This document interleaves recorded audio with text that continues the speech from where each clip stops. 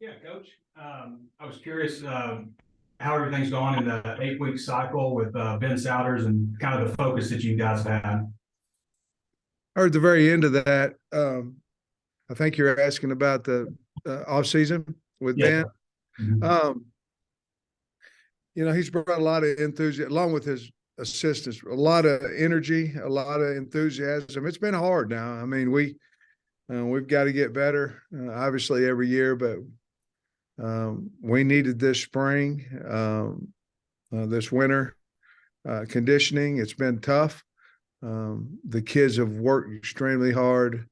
Ben and his group are so positive, energetic, along with the other new guys I've hired, Trey, and I think it's went real well. We've had a few injuries, um, but nothing too severe.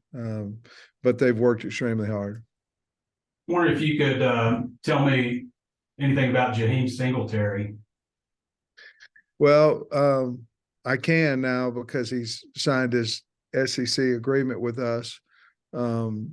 He was here on his OV this Sunday, Monday, and left this morning, and we were very fortunate that he.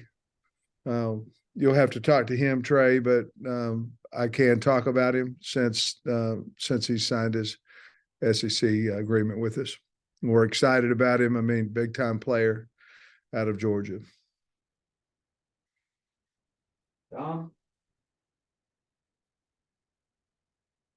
Hey, Sam, last we talked to you on Travis Williams, you were just like, he's going to be aggressive. But I'm wondering, like, between then and now, you have any further ideas or stuff you can share in terms of what you think he'll bring defensively, maybe that's schematic that's different?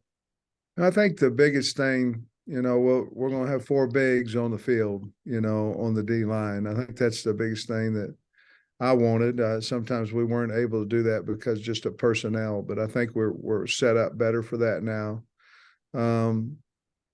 Right now, he has installed through our walks, field and boundary blitzes, things of that nature. We haven't got too extreme, but we are running multiple fronts and things of that nature with movement, and I think what he does will fit our personnel very, very, very, very well.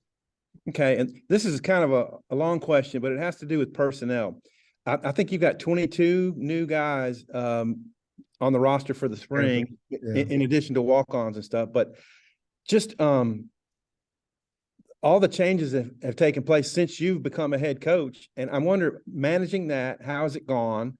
And then you had one of the higher numbers of players enter the portal. So is there anything you can put your finger on in your exit interviews or what have you that has led to the roster transition you guys have undergone?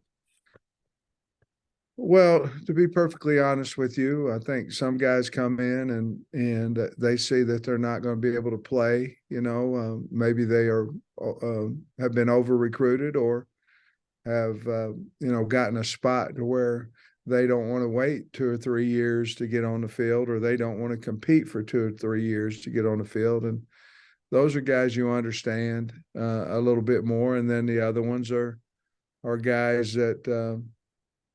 For whatever reason, whether it be NIL, playing time, then they just, or somebody, poaches them from your roster. Those are a different story. I mean, so I can't tell you, Tom, that there aren't some guys that go in the portal where you're, okay, I understand it. And then there's some that don't. And you can't be both ways. You have to be happy for the young man that made the decision.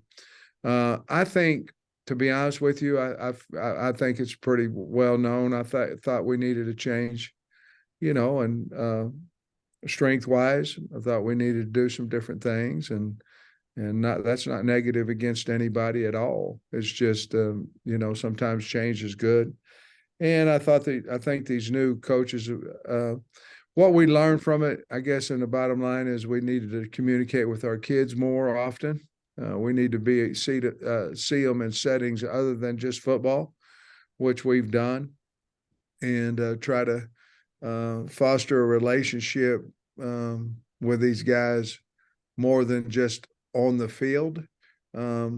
I think we'll have guys enter the portal, and other teams will as through the years. Certainly hope that it's not as many. You know, as of right now, we still have 8 scholarships left, and you talked about the 22 and 8, which equals 30. You know, because we have 8 that's not here, and then had 9 scholarships up. So we could, if we were able to sign 8 more, we'd have 39 changes, along with 5 or 6 coaches, and that's a lot of change. But they do give you time, and the way the rules are now, you can certainly get out with the kids and see your coaches coaching them in these walks and things of that nature that we're doing. So I think we'll be fine. As you well know, we had a fall season with first-time head coach and no practice too. So I think we'll be fine. I'm really excited of where we are right now as far as relationship building with our kids. Okay, and then the new coaches. This big year for you, I guess, in the trajectory of the program. How do you think the new assistant coaches have fit in with what your ideals are? They're very, very, very loyal, hard workers, great recruiters. And basically, once we make a decision in there, that's exactly what, to the T, exactly what we're going to do. And that's been on both sides of the ball with all of our new coaches, and including our strength coach. So, I feel like at this point, and I don't see it going any other direction, I feel like we've really hit a home run with our hires. Otis. Yeah, Sam, you mentioned the injuries a while ago. I'm not going to ask you to list everybody that's hurt, but is there some players that won't be able to participate this spring? Yeah, Completely. and to be perfectly honest with you guys, I'd like to. I love the question. I'd like to stay specifically about specific injuries. You guys will see them out there, but yes, there'll be some guys that miss part of spring.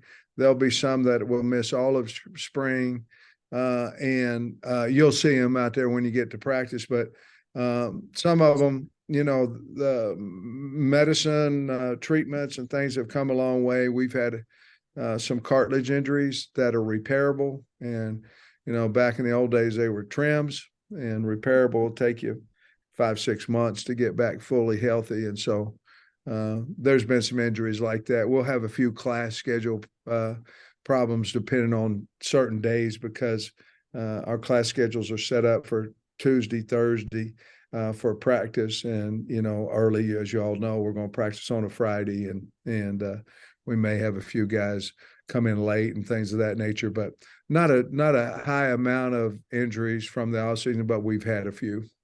Rocket Sanders and Tykees Crawford specifically left the game in the first quarter, I believe, the Liberty Bowl. I know Tykees left during the first series on the field goal. What's their status, Coach? They'll both be able to go, and they're healthy. And man, both of them have had a really good offseason. I think our whole team has. And you guys usually ask me about some specifics or who stood out, and Jaden Wilson has been unbelievable out there. But Rocket, to answer your question, Rocket and Tykees have done really well. Tykees going to be a guard or a tackle, Coach? That's my last question. I think that's the beauty of spring, is to really try to find out where your 5 pieces, if assuming he's going to start for us and things of that nature, where they go. And then obviously if he was a 6th or 7th man, could he play 2? Is he a 6th, 7th on the right? That's an exciting thing about spring is trying to figure out with injuries, or who's your top 5 and where should they play? And if you had an injury, who would be your next guy or 2 in there, and where would they play? It's really exciting. But I think, to be honest with you, I think we still have to find out where he would do it. We got Braun came in, Kudas, some of the Harris, Chambly, those guys. We've really got to figure out what our best 5 is and what positions they need to play. But he would have a chance to play both of them, Otis. Thank you. Got it. Yeah, Coach, Torian Carter tweeted last week that he's been cleared. How is his recovery, and maybe what are you expecting from him the next several weeks? Like, is he going to be a guy that kind of eases into it, or is he full go? I think we've been told to watch him. watch if there's any swelling on his knees and things of that on his knee and things of that nature. But to be perfectly honest with you, he got cleared. We'll be smart with him in those things. But I thought at the end of last spring, I thought he was as good a defensive interior lineman as we had. And really, it's almost like getting him out of the portal, because he didn't play last year. Day didn't, and he's back. Dominic Johnson will be back, by the fall.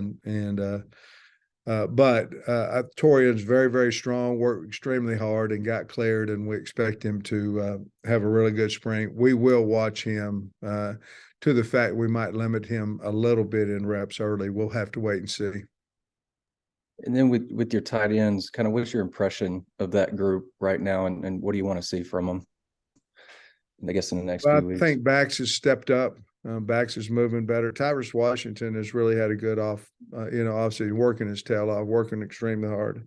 The two Has brothers, and I know Dylan's not a tight end, but Luke are two of the hardest working kids you'll ever see. As a matter of fact, I called their mama last night to tell them that, because they are hard working, no nonsense kids. So I think Luke will help us. You asked specifically about tight end. I think Dylan will too, but you asked about tight ends, and that would be probably those five guys right now. Obviously, waiting on Shamar Easter to get here in late May, early June. Tom. Oh, hey, yeah. So this is the routine question about who looked good in the winter conditioning. You mentioned Jaden Wilson, and there's got to be a bunch of other guys that you like. Well, there really is. And so, if you look at the tight end position, and they're all Tyrus. I talked about Tyrus and Bax and Luke. I tell you, that group, we're going to play more of them. So we need more of them. And Shamar's going to have to come in here ready to go. On the O-line, you have your vets, and then Kudus it looks really good. I mean, he's gotten big, strong, can move. Amarian and Chambly both have looked really good, and our transfer Braun has looked good, and along with the older guys. And then quarterback, they've all done really a good job. Obviously, KJ will stick out there a little bit. And then Criswell can run.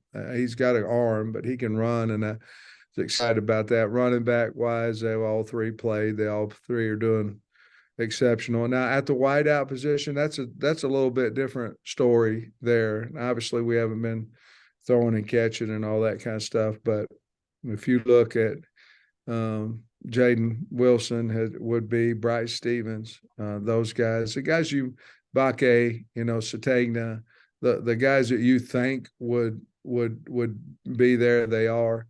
And then I think we hit the jackpot with the three transfers we got. Not again, they haven't caught balls, but I'm talking about work ethic and ability with Teslaw and Broden and Armstrong. I think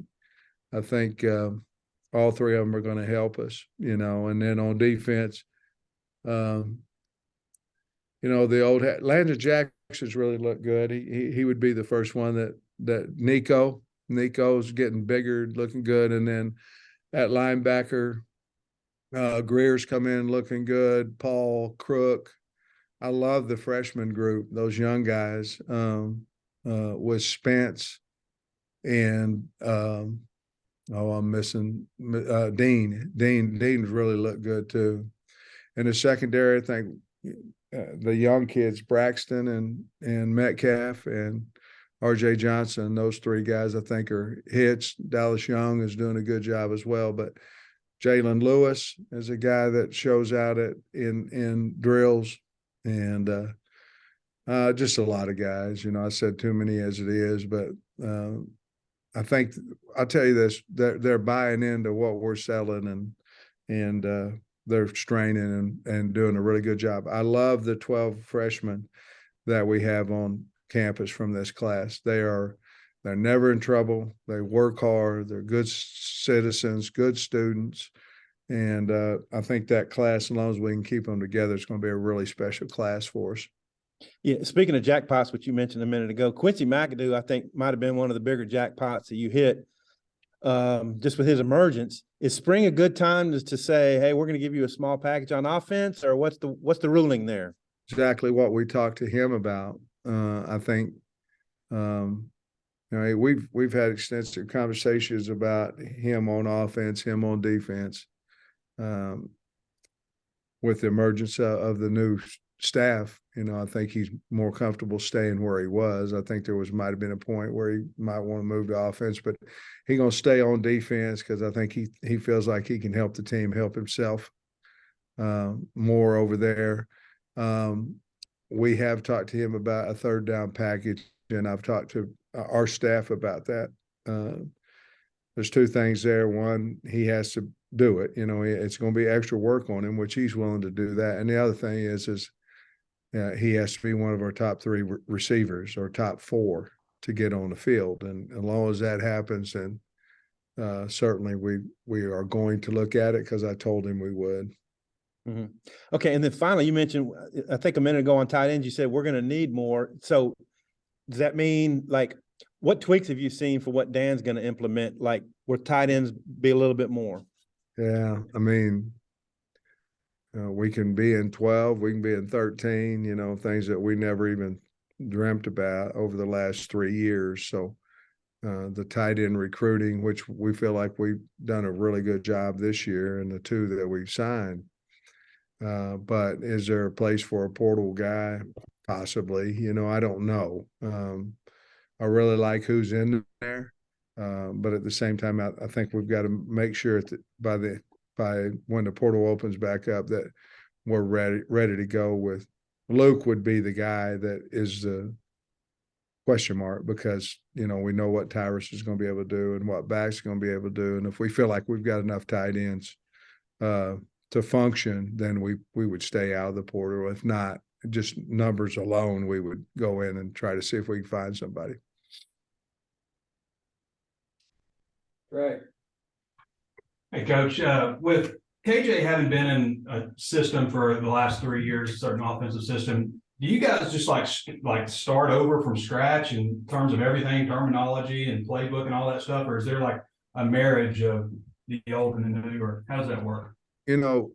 As you well know, Trey, I've had so many jobs. And so the terminology of calls, of line calls and things of that nature, the ones that the kids make, those would be not a whole lot of change there. The terminology of the play calls and the things of that nature, a lot of change. Dan, that was one of the things Dan asked me when I spoke with him. He said, "Hey, what do you think? Do I need to marry my stuff to the last 3 years?" Or I said, "Oh, hell no, it's not. It won't roll off your tongue. You won't, if you're having to remember what to call it versus, hey, this is my offense. I know what it is." And we have nowadays, Trey, it's so different and it's both sides of the ball, defense as well. Nowadays you have so many walks, so much more meeting time than you had before that I believe that certainly for spring ball. And then I believe you can bring in these 8 guys and any transfer like Jaheim's coming in, in June. I believe that you can get a kid ready a lot easier now in the rules that they're giving us than you ever could. So they're going to keep what their terminology is as far as that goes. And our kids will have to learn it, which they've not seemed to have a problem with it on either side of the ball.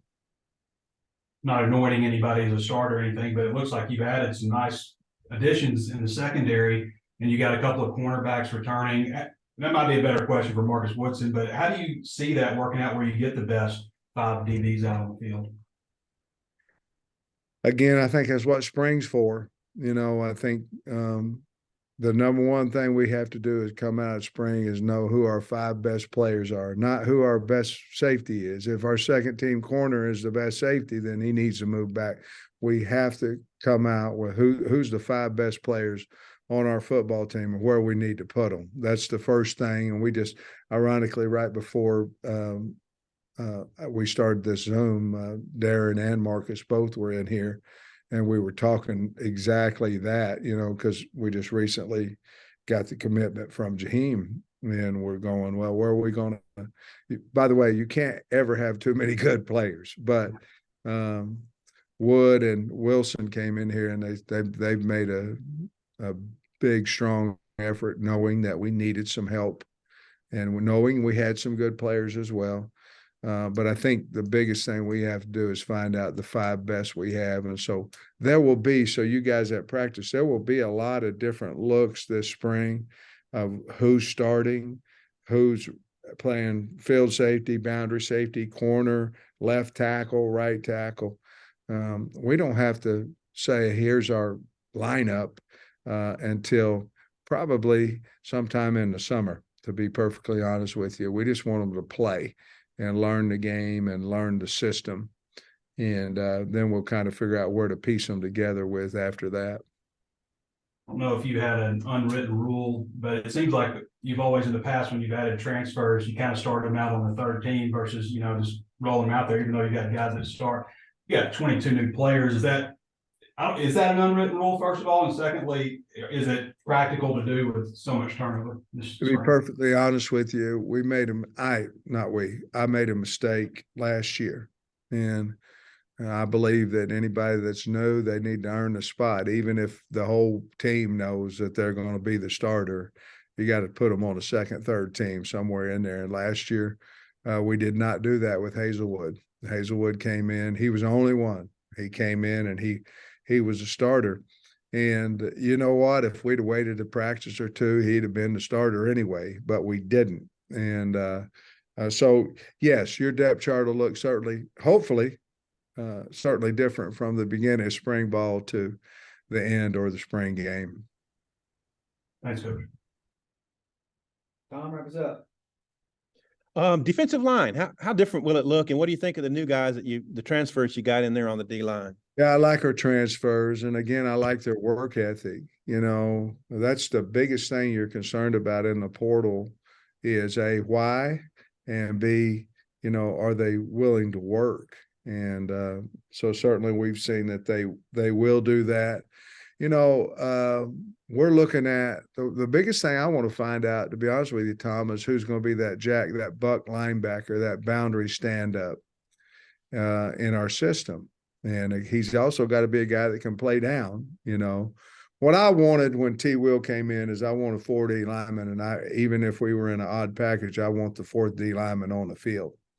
And that should be your dominant pass rusher and all that. And so I think that's the biggest thing we need to find out, to be perfectly honest with you, in the spring, is who's that position? Who's that weak side defensive end position? And we've been looking at several of them. I think Nico Davier is doing a good job there. Landon Jackson has really done a good job there. And of course, we recruited John Morgan kind of in that role. So we'll see what happens. But I think we have that person or people on our team that can play that spot. I think that's the biggest question mark probably coming out of going into spring ball, is who that guy's going to be, because I'm pretty comfortable with the rest of the guys. And further, your depth at defensive tackle with Torian back, the way Cam Ball emerged, you feel a little bit better about depth. Man, you do. Again, like we talk about TC, it's like going and getting a guy out of the portal since he wasn't here, and knowing that he can play and knowing he understands who we are and things of that nature. And that certainly helps. Eric has gotten big enough now where we could throw him back inside as well. And I think Eric will be a multiple end and inside guy like he was last year. And certainly that would be a position that we might need to continue to add to, through the portal. Again, nothing negative towards the guys we have. That one, Sarah's a little light in depth, but not certainly talent, but in depth. What have you made of the communication between Dan Enos and KJ so far? Because that'll go such a long way in how your team plays this year, I think KJ, Tom, you'll ask him and he'll have a better answer, but I think KJ and Dan have a really good relationship. I think KJ believes that Dan can coach him to be not only a better quarterback at Arkansas, but a better opportunity in the National Football League by understanding pro type checks and schemes and things of that nature. And I think certainly KJ's bought into that. I think they've got a really nice relationship. I knew they would, but you know, you got to work on those things. Appreciate it. See you Thursday, man. Okay, thanks guys. Have a great day.